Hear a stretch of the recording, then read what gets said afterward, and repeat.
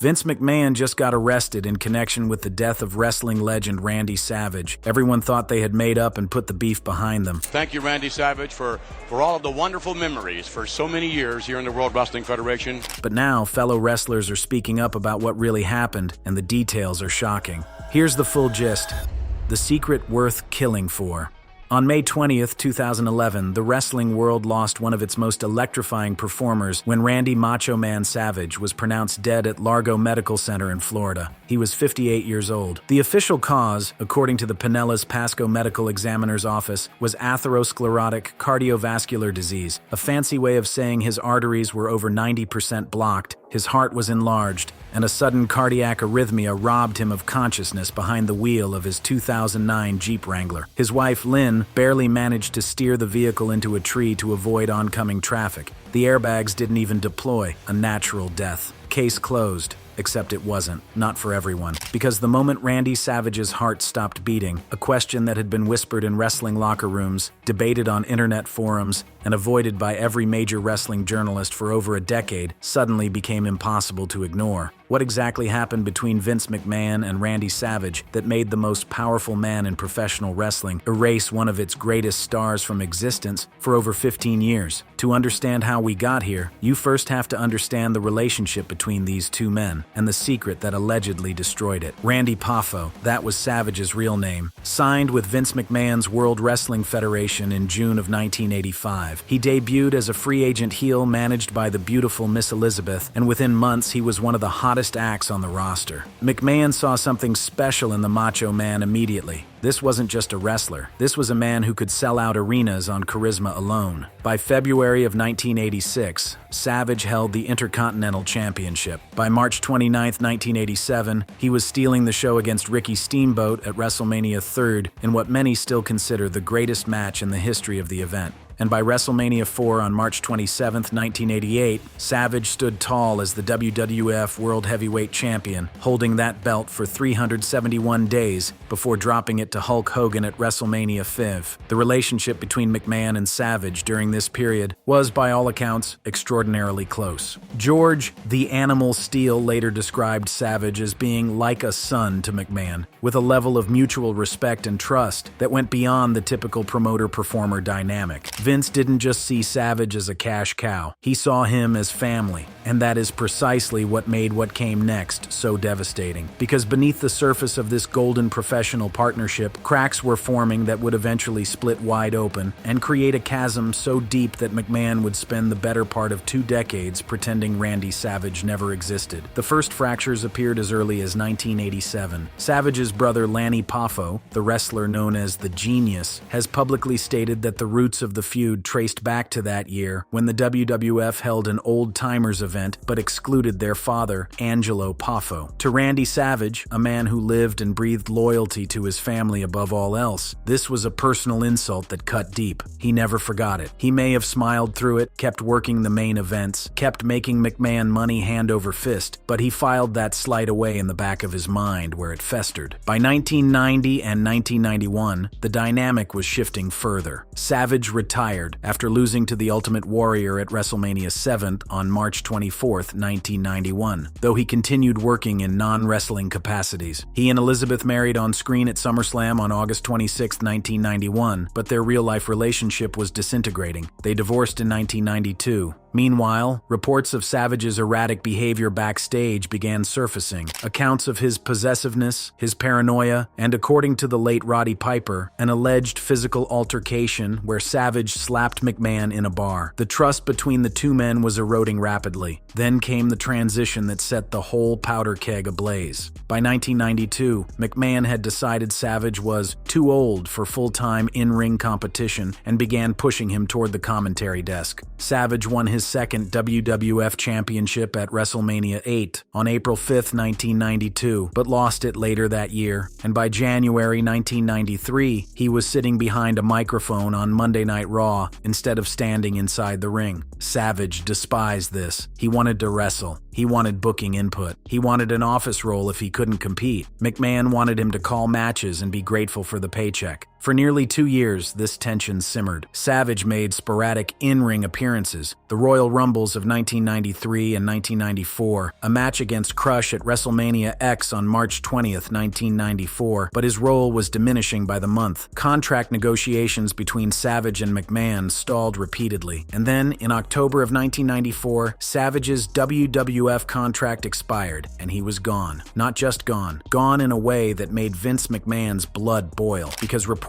Savage had given McMahon his word that he would re-sign. He promised. And then he left without direct notice, showing up in WCW and becoming one of the central figures in the Monday Night Wars that nearly bankrupted McMahon's company. On November 7th, 1994, McMahon went on Monday Night Raw and personally announced Savage's departure, thanking him for his contributions while noting they couldn't come to terms on a new deal. The words were diplomatic. The reality backstage was anything but. McMahon reportedly told his staff that Savage was banned from returning, ever. And here is where the story takes its darkest turn, the turn that would fuel conspiracy theories for decades. Because McMahon's grudge against Savage wasn't just about a contract dispute. It wasn't just about WCW. Other wrestlers had jumped ship. Hulk Hogan left for WCW, Scott Hall left, Kevin Nash left. McMahon was furious with all of them, yes, but none of them received the treatment Savage did. None of them were erased from WWF history the way Savage was. For over 15 years, from 1994 until 2009, Randy Savage was virtually non-existent in WWE programming,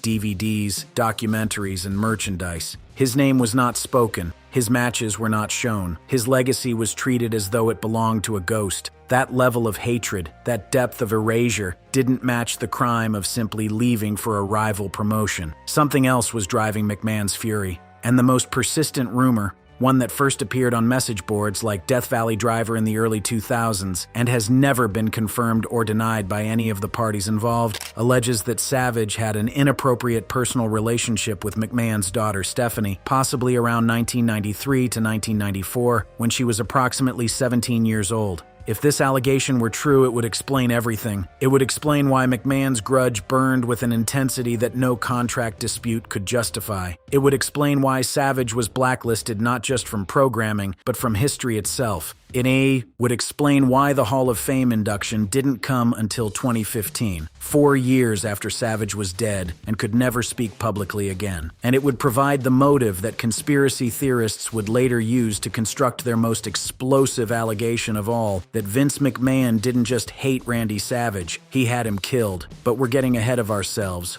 Before we can examine the death, we need to understand what the man who allegedly crossed the McMahon family was capable of when he felt wronged. Because Randy Savage was not a man who shrank from confrontation. Jim Cornette has often cited a backstage story from WrestleMania 9 to illustrate the volatile, deeply emotional nature of Randy Savage away from the ring. When Hulk Hogan appeared with a black eye and claimed it came from a jet ski accident, Cornette instead alleged that Savage had punched him after learning that Miss Elizabeth, Savage's ex-wife and enduring emotional anchor, had gone to Hogan's house and was staying there with Linda Hogan, without Hogan informing Savage. In Cornette's telling, Savage viewed this as a profound personal betrayal, confronted Hogan, and settled it with his fist. A moment Cornette uses to underscore that Savage's legendary intensity was not an act, but a real, often dangerous emotional volatility that defined both his loyalty to Elizabeth and his reputation backstage. And if Savage's intensity could drive him to physically assault Hulk Hogan over Elizabeth, imagine what Vince McMahon's intensity could drive him to do if the rumors about Stephanie were true. Because McMahon was no stranger to holding grudges that lasted years, even decades. He built an empire on the philosophy that betrayal is the one sin he would never forgive. And if someone had crossed the ultimate line with his family, his own daughter, then every conspiracy theorist in the wrestling world would argue that McMahon's rage wouldn't just last 15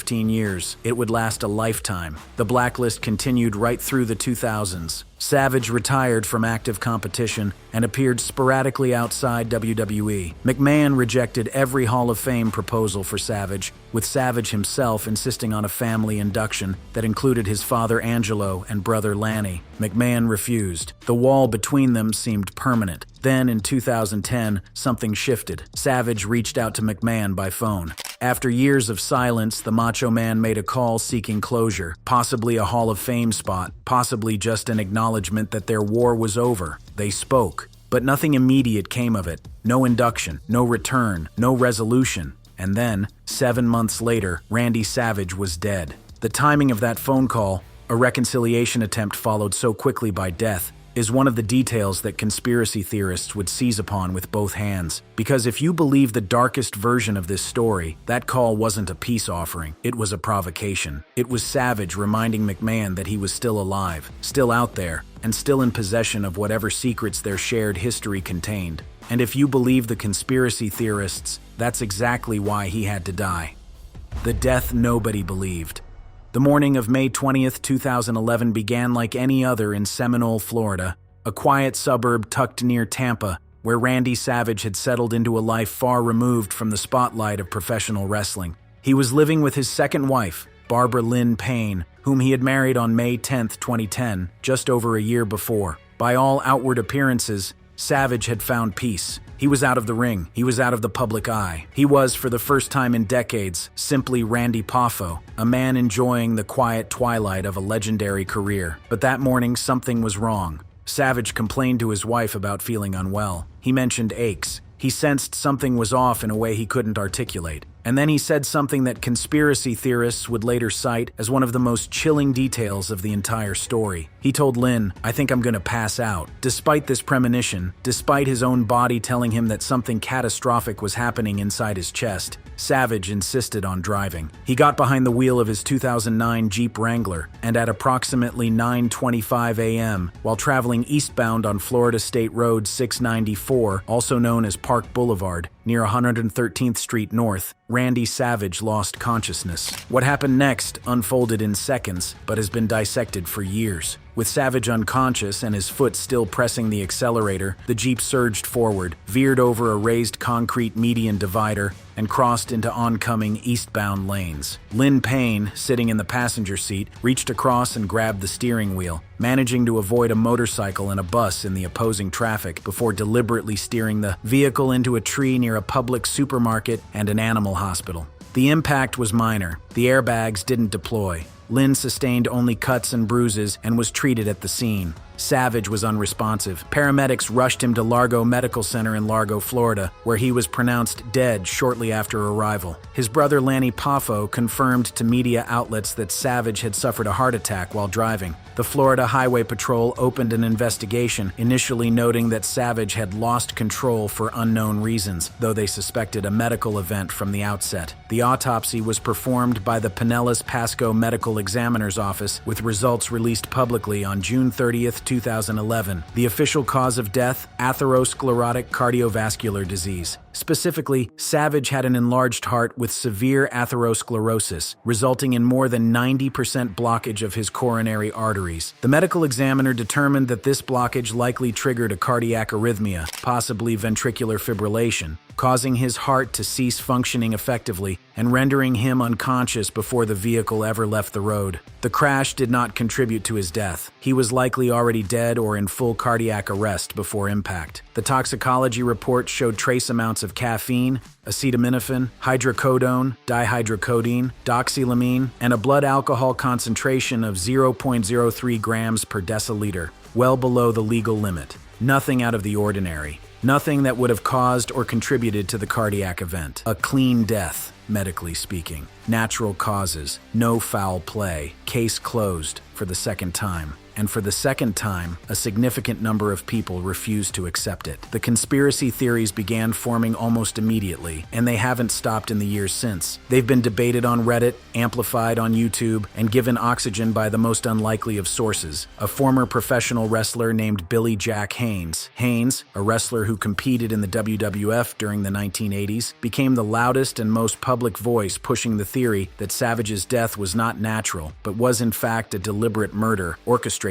by Vince McMahon. In interviews and videos that circulated across wrestling communities, Haynes alleged that McMahon had Savage killed as part of a pattern of hits against wrestlers who knew too much or who had crossed McMahon. Personally, According to Haynes, Savage was murdered as revenge for the alleged inappropriate involvement with Stephanie McMahon, the rumor that had followed both men for nearly 2 decades. But Haynes didn't stop at Savage. He extended his allegations to include other wrestling deaths, claiming that McMahon was also behind the death of the Ultimate Warrior in 2014 and the fatal in-ring accident that killed Owen Hart in 1999. In Haynes' telling, WWE wasn't just a wrestling promotion. It was a criminal enterprise where people who became liabilities were eliminated. Now, to be clear about Billy Jack Haynes, his claims have been widely dismissed by the wrestling community, with many attributing them to his own documented legal troubles and declining mental health. No law enforcement investigation was ever opened based on his allegations. No evidence was ever produced. No corroboration from any credible source was ever offered.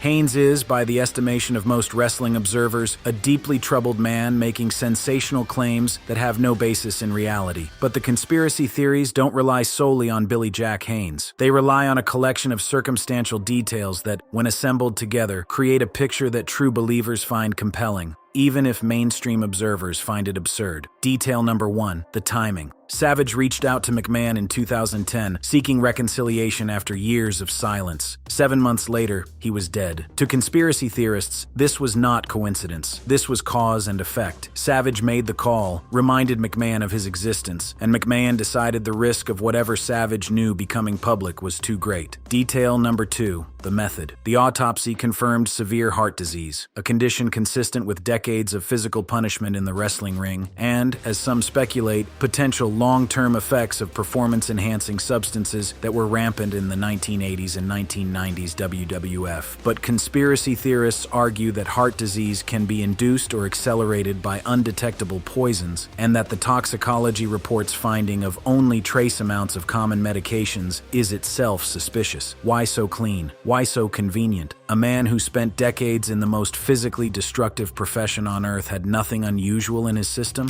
Detail number 3, the crash dynamics. The airbags didn't deploy. The impact was minor enough that Lynn Payne walked away with only scrapes. For conspiracy theorists, this suggests that the crash wasn't the killing blow, it was the cover. The real damage was already done before Savage ever got in that vehicle. Some go so far as to suggest the Jeep itself was tampered with, though no mechanical investigation ever found evidence of this. Detail number 4, the premonition. Savage told his wife, "I think I'm going to pass out," before getting in the vehicle. To the medically literate, this is a classic symptom of an impending cardiac event. Patients often feel a sense of doom or physical distress in the moments before a heart attack. But to conspiracy theorists, it sounds like a man who sensed that something had been done to him. A man who knew, on some instinctive level, that he had been poisoned. Detail number 5, the broader pattern. Conspiracy theorists don't see Savage's death in isolation. They see it as part of what they call the wrestling curse, a pattern of premature deaths among professional wrestlers that includes Eddie Guerrero in 2005, heart failure at 38, Chris Benoit in 2007, murder-suicide at 40, The Ultimate Warrior in 2014, heart attack at 54, just days after his WWE Hall of Fame induction, and Owen Hart in 1999, fatal fall during a WWE event at 34. Each of these deaths has its own set of conspiracy theories, and for the most dedicated believers, they're all connected, all orchestrated by the same shadowy forces at the top of WWE. And then there's the cover-up theory, a less dramatic but perhaps more plausible conspiracy that doesn't allege murder, but instead argues that WWE influenced the narrative around Savage's death to downplay the role of steroid abuse and the physical toll of the wrestling industry. Savage's enlarged heart and 90% artery blockage are conditions that medical literature has associated with long-term anabolic steroid use, and WWE had every financial and legal reason to keep that connection out of public discussion, especially in the wake of the Benoit tragedy and the congressional scrutiny that followed. This theory suggests that the autopsy results were accurate, but that the framing, natural death, nothing to see here, was deliberately sanitized to protect the industry. Even the most outlandish theories found their audience. Some fans speculated on Reddit and forums that Savage's death was staged entirely, that he faked his own death to escape threats from McMahon and was living in hiding somewhere. Others connected Savage to the Illuminati through a bizarre stretch involving a 1989 WWF promo where Savage and Hogan referenced destroying the Twin Towers tag team, which conspiracists reinterpreted as a prediction of September 11, 2001, suggesting Savage was silenced for knowing too much. These are, to be clear, the fringes of the fringe. But they illustrate something important about the world Randy Savage inhabited. When you combine a mysterious grudge, an unexplained blacklisting, an unconfirmed rumor involving the boss's daughter, and a sudden death, you create a narrative vacuum. And in the absence of definitive answers, conspiracy theories rush in to fill the void. The case against McMahon. If you were going to build a case against Vince McMahon for the murder of Randy Savage, this is how you would do it. You would start with the motive, because the motive is the foundation of everything. The alleged motive, according to conspiracy theorists, is the unconfirmed rumor of an inappropriate personal relationship between Savage and Stephanie McMahon, a relationship that, if true, would have represented the most profound personal violation imaginable for Vince McMahon. Not a business betrayal, not a contract dispute, not a defection to a rival company, something far worse, something that a father would never forgive. The rumor first surfaced on internet message boards like Death Valley Driver around the early 2000s and has circulated in wrestling communities ever since. The Bleacher Report cataloged it as one of several potential explanations for the McMahon-Savage rivalry, and fan forums like Wrestling Figs have dedicated entire threads to parsing the rumor's origins and credibility. YouTube channels have produced full-length video breakdowns examining every angle of the allegation, and the theory has become so embedded in wrestling lore that it's nearly impossible to discuss the McMahon-Savage feud without it surfacing. Proponents of the murder theory point to the disproportionality of McMahon's response as their primary evidence. Savage was erased from WWE programming, DVDs, documentaries, and merchandise for over 15 years, a length and severity of punishment that far exceeded what any other WCW defector received. Hulk Hogan left for WCW and eventually came back. Scott Hall left for WCW and eventually came back. Kevin Nash left for WCW and eventually came back. Even Bret Hart, a man McMahon publicly humiliated in the Montreal Screwjob, eventually came back. But Savage was treated as though he had committed an unforgivable sin, and the only sin that theorists believe could justify that level of hatred is one involving McMahon's own family. Now you would establish the means. Conspiracy theorists who believe McMahon ordered a hit don't claim he did it personally. They claim he had the resources, the connections, and the ruthlessness to make it happen through intermediaries. McMahon is a billionaire who has spent decades operating in an industry where kayfabe, the protection of secrets, is a foundational principle. He is a man who, by his own admission and by the accounts of nearly every person who has worked for him, is a control freak of the highest order. He controls narratives. He controls outcomes. He controls what the public sees and what it doesn't. Billy Jack Haynes, the most vocal proponent of the murder theory, has alleged in public statements that McMahon has been involved in multiple wrestler deaths, describing a pattern of elimination that he claims spans decades. Haynes has stated that Savage's death, the Ultimate Warrior's death, and Owen Hart's fatal accident were all connected by the same thread: McMahon removing people who threatened his empire.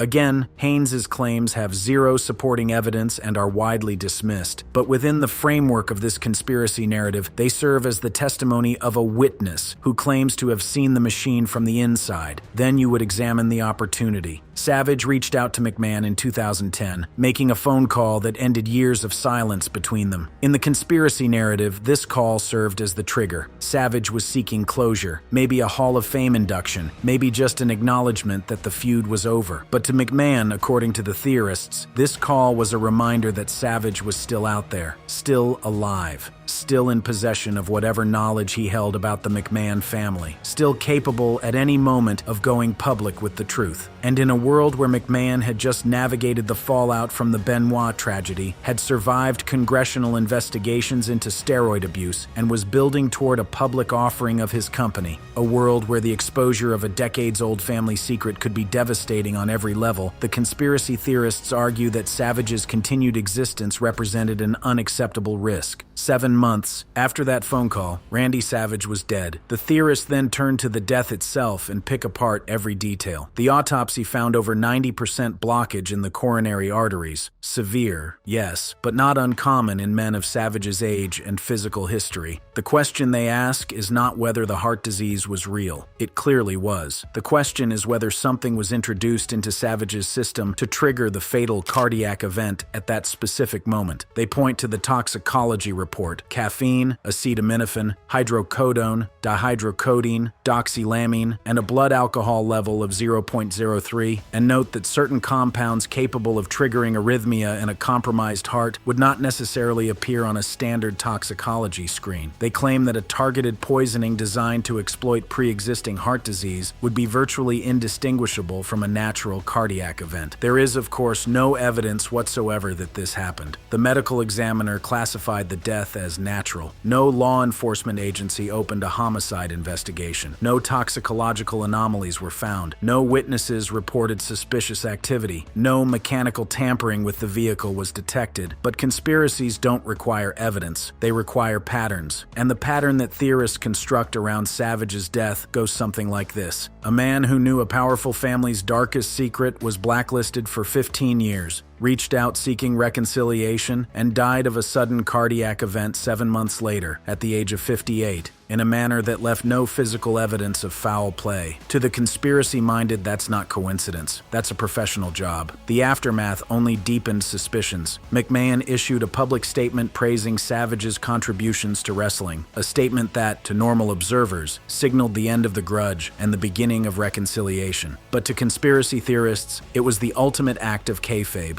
The villain pretending to mourn the man he'd destroyed, knowing that the truth would never come out. Randy Savage was cremated. His ashes were scattered at a favorite tree on his property, per his wishes. There would be no exhumation, no second autopsy, no opportunity for independent verification of the cause of death. For those who believed McMahon was responsible, this was the final piece of the puzzle, the destruction of the evidence. 4 years later, in 2015, Savage was posthumously inducted into the WWE Hall of Fame by Hulk Hogan. Lanny Poffo attributed the long delay to Savage's insistence on a family induction rather than any deeper scandal. WWE framed it as a belated honor. Fans celebrated. The wrestling world moved on. But the conspiracy theorists noted the timing with grim satisfaction. McMahon only honored Savage after he was dead and cremated, after there was no possibility of the Macho Man ever speaking for himself again. The story of Randy Savage and Vince McMahon is, ultimately, a story about power, betrayal, secrets, and the lengths to which powerful people will go to protect their families and their legacies. Whether that story ends with a natural death and a belated Hall of Fame induction, or with something far more sinister, depends entirely on how much you're willing to believe. And in the world of professional wrestling, where nothing is ever quite what it seems, the line between truth and fiction has never been thinner. Randy Macho Man Savage was 58 years old when he died. He left behind a legacy as one of the greatest performers in the history of professional wrestling. He left behind a wife who loved him, a brother who honored him, and millions of fans who will never forget him. He also left behind questions. Questions that the official record cannot answer. Questions that Vince McMahon has never addressed. Questions that died with the Macho Man on that Florida highway and were scattered with his ashes beneath a tree he loved. And maybe, just maybe, that's exactly how somebody wanted it. Thanks for watching. If you found this video shocking and unbelievable, be sure to check out other similar and amazing videos on the screen. See you in the next video.